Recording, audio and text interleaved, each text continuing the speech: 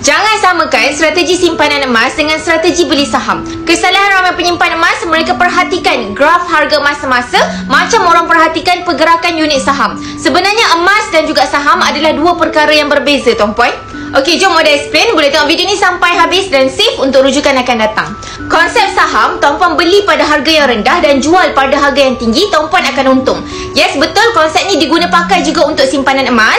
Tapi untuk kaya dan berjaya dengan simpanan emas, fokus utama kita adalah pada pertambahan gram emas tu sendiri, bukan kenaikan harga emas. Bila tuan-puan terlalu fokus dengan graf naik turun harga emas, emosi tuan-puan akan terganggu. Kesannya, gram emas simpanan tuan-puan tak bertambah walaupun 1 gram.